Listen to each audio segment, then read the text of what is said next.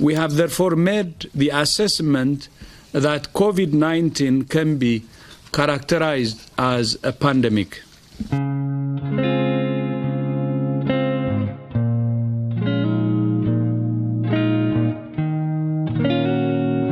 March 2020, our first event of the year, with Indy, Penang. The day before, WHO declared the pandemic. Panic, uncertainty, confusion, fear. But we went on with the show, with caution, sanitizers, distancing. We didn't know then what we know now.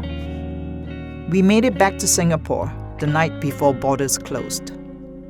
It was to be our last flight for nearly 2 years, our last physical event for at least 18 months. Travel collapsed, events collapsed.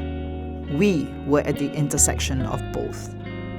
But we had our media and our community. Travel was hurting. We needed healing, hope, unity. We went into overdrive, organizing virtual events to bring people together and share stories of survival. I recall an interview with Ho Kwan Ping, chairman of Banyan Group, at the start of the pandemic. He said, "We are going to need 2 years of cash reserves." Everyone thought him extreme. Turned out, he was right. But we all became stronger, wiser.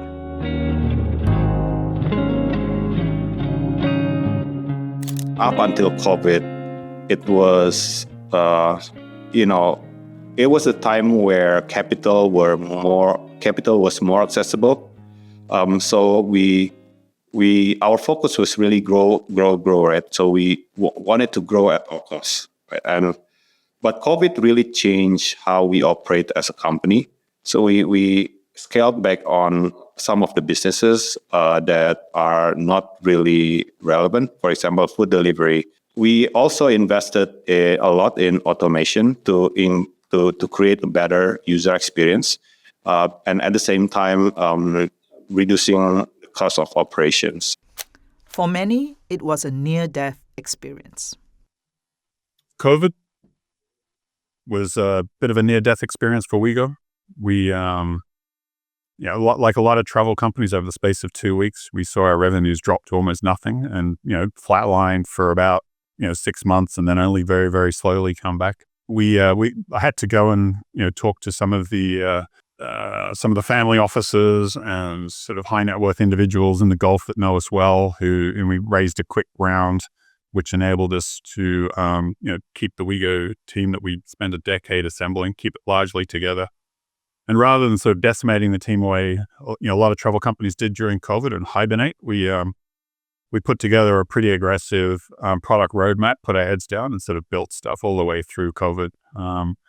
And when travel resumed, we were able to launch a bunch of new stuff, which is driving a lot of the very high levels of growth we're seeing at the moment. For others, it was a time for a reset, a rethink. COVID, of course, came and we had to rethink what we're about. And I had to think about why am I doing this in the first place? And what is it that I'm excited about? And it's this whole thing about, entrepreneurship and I would say to some degree, developing people, developing things that weren't there before. So, we had bought a couple of companies, we invested in a couple of companies, and we thought maybe we should just do more of that. And so that's, I think, where we are today as a business. We also opened up an innovation hub in Cape Town, which is doing really well. We're the biggest innovation hub here, actually the only one to talk about, to be honest. For travel, it was yet another accelerant to online. And of course, here we are in 2025, and we know the impacts of tragedy again. Here in Asia, we did 3 years of COVID from 2020 through to most of 2023. And we know the accelerant effect it had on online shift.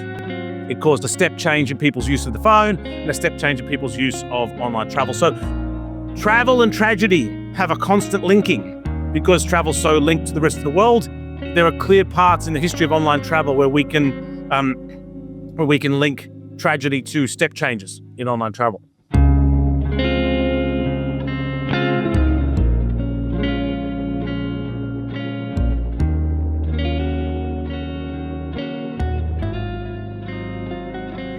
Looking back, I often wonder, did we really go through all that?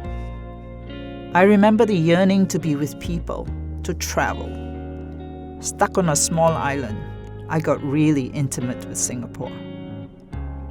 Together with Wendy Koh, Wit's songwriter and singer in residence, we produced this song to share the hope that one day we'll get together soon. We'll get together again someday soon. Walking together in sunlight or by the moon. We'll take a seat at the beach or the mall. 'Cause being together is the point of it all. But let me tell you, by the time we were allowed to put on a hybrid event at Marina Bay Sands, Singapore, remember? The one with the unforgettable big faces on those giant screens? We were more than ready to say, hello, New World. Oh yeah! Hello, new world. Hello to you. Hello, new world. With gratitude. It was time to get back to doing what we love.